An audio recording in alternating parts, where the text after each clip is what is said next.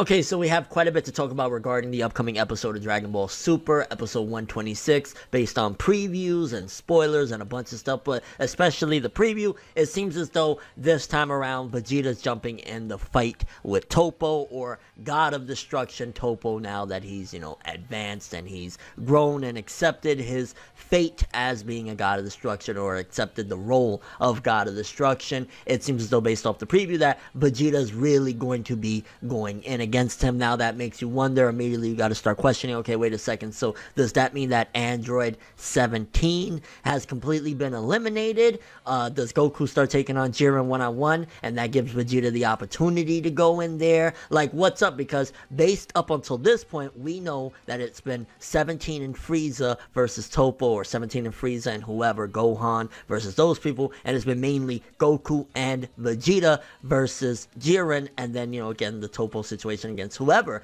But now that Vegeta is going to be jumping in, you got to think, well, did Goku activate Ultra Instinct and was able to take on Jiren on his own, which leaves Vegeta the opportunity? Because even the upcoming title, if I'm not mistaken, it's saying something along the lines of surpassing that of a god, and if that's a God of Destruction and Vegeta's trying to surpass him, then you got to also ask, wait a minute, so is Vegeta going to get to an even bigger level? Is he going to actually get into Ultra Instinct? Now, here's something that I'm kind of like on the fence with. Because of the monumental line that Vegeta had a couple weeks when he awakened that new form that he has with the sparkles around, that perfected blue, or breaking his limits, limit breaker blue, whatever you want to call that new transformation that Vegeta has, you see that he had accepted essentially, like, you know what, I'm not getting Ultra Instincts, Kakarot can have it, screw it, I'm going to do it my way, my own way. And that's when he activated that form, and he tried to go in. Obviously, it wasn't enough on his own to take out Jiren, but he tried, and it was a really dope moment and a great, once again, character developing moment for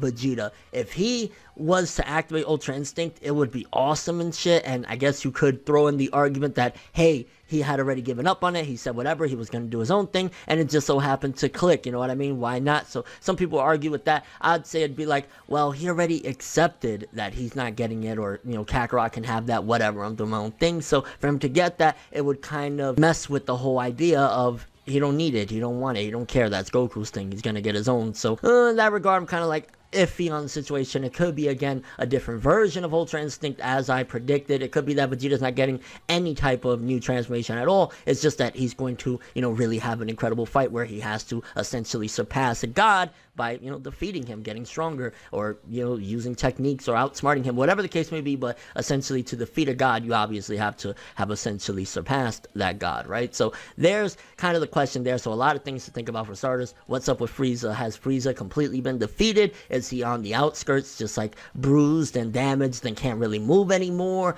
Why has this fight erupted to the point where it's no longer Goku and Vegeta versus Jiren and 17 and Frieza versus Toppo? Vegeta's getting in the mix. So again, that's making me believe that whoever's going to get eliminated next, they're getting eliminated in 126. So if it's 17 or Frieza or even both of them, it's happening in this upcoming episode. I think, in a way, if Vegeta doesn't get a new transformation, or he does, whatever, if Vegeta's able to take out Toppo, a god of destruction, I think that'd be a good send-off in a sense, because we've already had great moments for Vegeta. I think I'm, for the most part, content and saying that, you know what, 5 or 6 episodes left of Dragon Ball Super, how many are left? Vegeta, he did his thing, he's had some great moments in this tournament. I think beating Toppo would be, man, the nail in the coffin, like, yo, it can't get any better than this, unless, of course, he defeated Jiren, which obviously is starting to look more and more like that's not happening or whatever, but, like, I'd be content at this point if Vegeta was, to end the tournament like this. So if he beat Toppo, even better, right? Great stuff. But again, it makes you wonder what's happening with 17 and Frieza now. And also you got to ask, are they going to be eliminated at the same time, or are they not eliminated at all? Maybe they just got really badly injured, because another thing is, you got to remember that numbers is a big key factor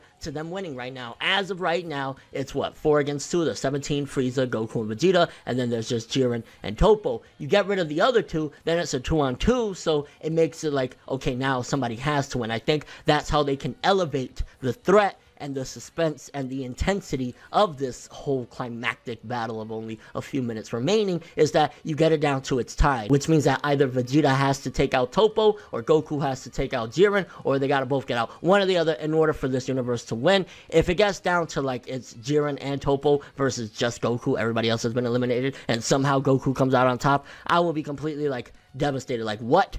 Now they could throw us a curveball. Like, here's the thing, because again, it's leading this way, and with the numbers potentially shrinking as far as, like, you know, on Universe 7 side, how many people we have left. Again, if Frieza and 17 are out of there, and it's a 2v2 situation, then not only is it more intense and like, holy shit, how do you figure this thing out? But then on top of that, it also pushes towards the possibility, who knows, what if Universe 11 actually wins this shit? If they threw us a curveball based on like how is it going right now, and they're like, Universe 11 wins, but they wish everybody back, I don't know how people would feel about that. I'm kind of curious how a lot of you would feel about that if we're going down this path, right? Seeing Vegeta fighting Toppo, meaning possibly a couple of other people got eliminated, right? It's getting down to the wire. If Universe 11 won this and ultimately defeated Universe 7 and got the wish and wished back all the other defeated universes, maybe Jiren just wants eternal peace all over in every universe or something like that. Maybe that's his wish. How would you feel in regards to our heroes didn't win? I think it'd kind of feel a little bit awkward.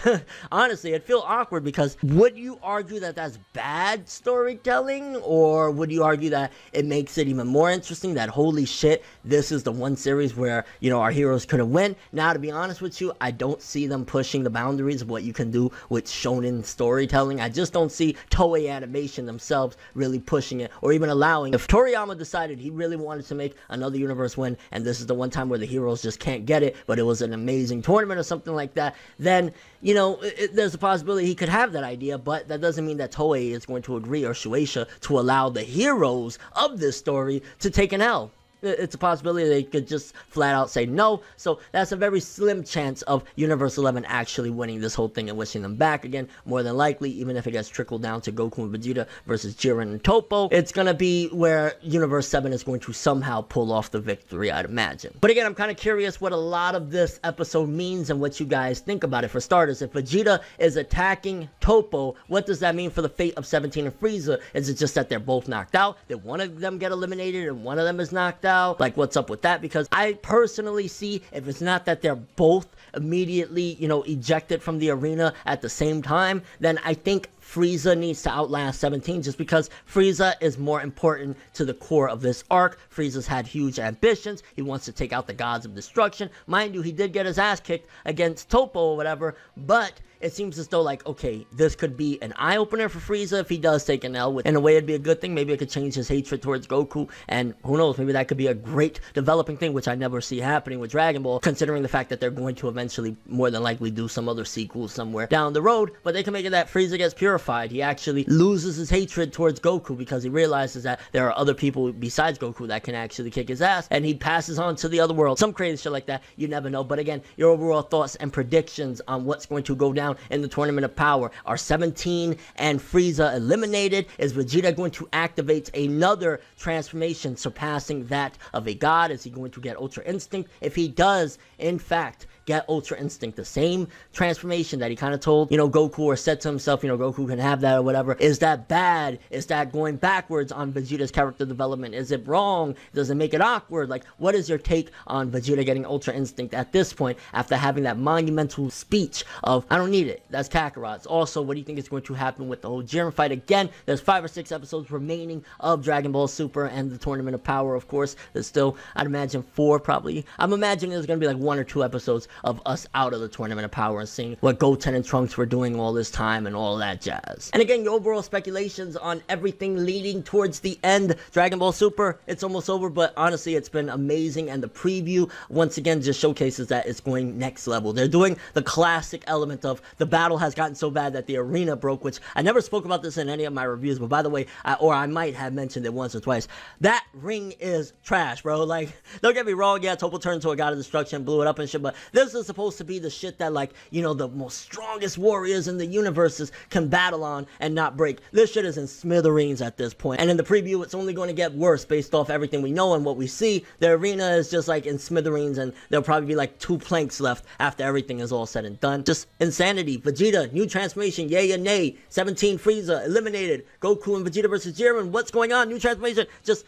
your overall speculations. But that is all I have for this one. Thanks for watching. Hope you enjoyed. If you liked anything I had to say or enjoyed the video, drop me a like. I'd greatly appreciate it. And if you want more from me, make sure to subscribe. Follow me on Twitter, Instagram, and stalk my Facebook to get more when the video ends. I'm ForneverWorld, and as always, people, have an awesome day. And remember the golden rule: anime and manga for life, boy. Bow. Have an awesome day.